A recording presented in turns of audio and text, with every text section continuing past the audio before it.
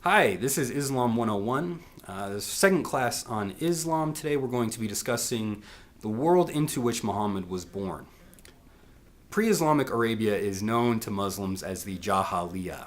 This translates into English as the age of ignorance. Before we in the West get all judgmental about this phrase, we do the same thing. We live in the modern world, the age of enlightenment. Well, what was the pre-modern world?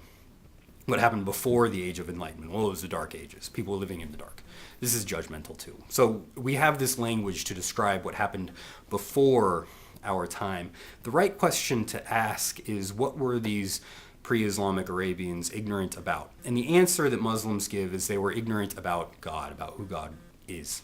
We used to think that pre-Islamic Arabia was a polytheistic culture. There were multiple gods. We're beginning to discover it's more of a henotheistic culture, where henotheism is the idea that there's one transcendent God existing way out there, and in between God and the world are intermediaries, angels or divinities.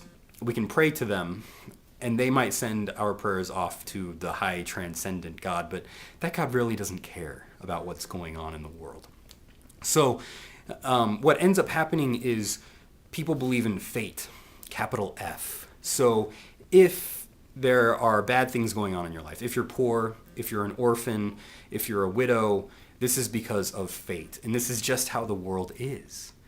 If you are rich, you're born into a rich family, and you have all of these things going for you, it's fate. It's just how the world is. So people aren't concerned with social justice. The tribe into which Muhammad is born into is the Quraysh tribe. This is the most powerful tribe in Arabia during this time. They're the religious, cultural, economic powerhouse in Arabia. And they're rich. And they want to hold on to their wealth. And so they don't want to share it with the poor. And Muhammad comes into this tribe, born into this tribe, and challenges it and says, God is not somewhere way out there. God is right here, radically present among us, and God desires that we care for one another. Care for the widows, the orphans, the poor among you. This is Muhammad's message, and it's a challenge to his own tribe, and it puts him into conflict with this tribe, the Quraysh. Now, the Quraysh are caught up in a sacrificial worldview. And what I mean by sacrifice is that they gain at the expense of others. They hold on to their wealth because they don't want to share it with the poor. Muhammad challenges this view, and Muhammad, I think, gives a good challenge to our culture as well.